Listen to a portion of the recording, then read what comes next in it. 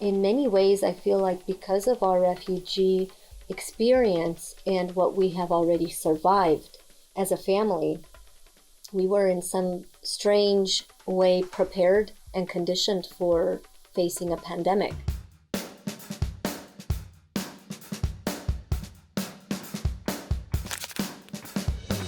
Welcome to Project Tumbleweed, a real-time documentary about life in America during a pandemic.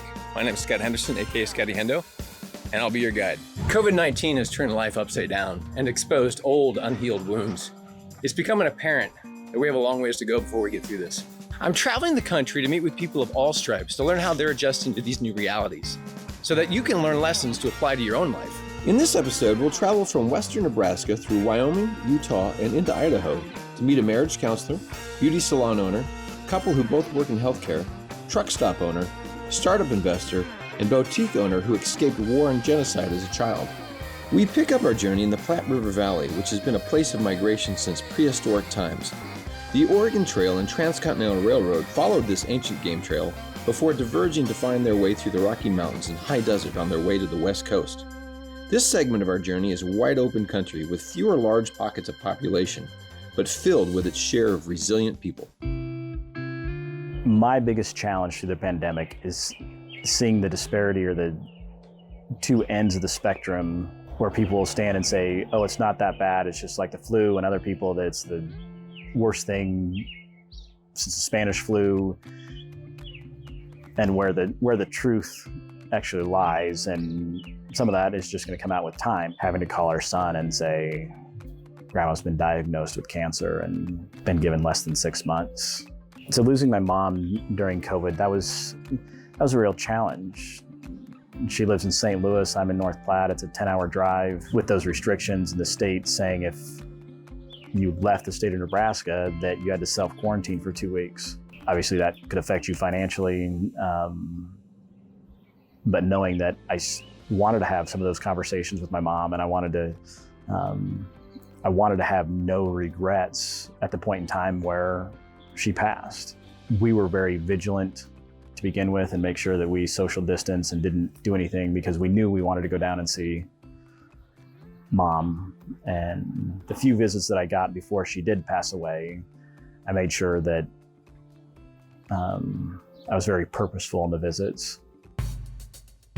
My salon is located in a big building where the beauty school is connected to as well. So it's great for me as a licensed instructor to be able to go down when I have some free time to give some of the tips and tricks that I've learned behind the chair that have made my life easier. I never thought in my entire life that my career would be taken away from me. But when the state of Wyoming and our government said you're shutting your doors whether you like it or not, that's what I did. As bad as it was and as much as money and income it took away from me, it was really great for like my husband and I. Like I thought that we would be at each other's throats because we were around each other so much, but we became closer, and it was beautiful for our family to cook together again and to, not go do something else funner, like enjoy like what you have at home.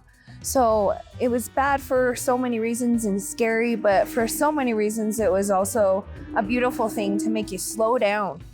Life goes so fast and it can go in an instant. We've seen that.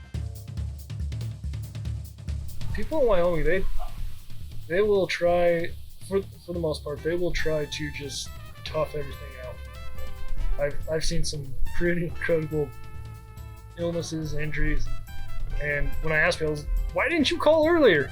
Oh, I'm fine. No, you were not. So putting work aside and not seeing it and the patients there, but it was more, as he talked about, we have a 2-year-old, but we both work in the medical field. So we both could bring it home. He's more susceptible in his role than I am. We slept in separate bedrooms, I think, for the first month and a half. And then he would take off his uniform in the garage, and the normal greeting is to see his 2-year-old. And then he comes upstairs and he has to go directly to the shower, so he has to lock the bedroom door so she can open it. And she would sit at the bedroom door and she would cry. She would cry because she didn't get to see her dad. Well, he's got to go take a shower because we don't know what he's been exposed to. And so that was difficult. And she's only in part-time daycare. We had to put her in full-time daycare. Well, we made the choice to do that. So it was less exposure for the two of them as opposed to her and I. And what are we going to do if we both get sick? What are we going to do if we have a massive amount of patients and we both get called to work? Where are we going to take our daughter? You know, and so I think that was the reality in the planning of the family logistics on getting ready for whatever was going to come, including scrubbing the camper and going to quarantine him in the driveway. My husband, when he was here, he is here since 2000, and he was in this business before, and he knew how to do it. So that's why we decided let's do this again. We bought this store. Millions of people right now, they don't have jobs. They are applying for the unemployment. They're sitting home. So that's what we can do to help the people. We have to help each other.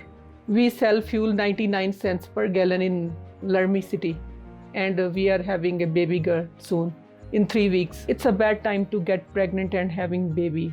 For all the moms, you have to go through so many emotions, sentiments. You are thinking all the time for your new baby. How will the hospital people will treat. Nobody can visit you. Even you can't take your kids with you. How they will stay at home without us. All the time I'm thinking about my kids, how they will do. All that we're still plagued with, we can make change, and it can travel through populations quicker than ever before. And so that just makes me say, don't do it because it's right alone, though that might be reason enough. Do it because you can actually in your lifetime, let alone your kids, see a better world. The community we're operating in, I would call it whiplash, where there was whiplash from how dramatic it was. And for some people, what that means now is when they had been tucked away so long and it was so painful, they are out and you're gonna have a hard time putting them back in that cage. What that's meant for us is we too have found our new normal, but we have to think about it in the construct of others. What's very clear for your family is not for another. We had something very similar to this. So we were living in Beijing, China. Our third child was born to us. She was born with major medical issues, completely unforeseen. It is economic reasons staring you in the face. And for others, it is health reasons staring you in the face. And that's just kind of your product of your environment and how you grew and where you just are in life today. Like, I think there was a reason our family cared about health first. We have a special needs daughter. We didn't have the economic concern that other people shared in the same way. So yeah, we had you could call it the luxury, the circumstance of caring about that.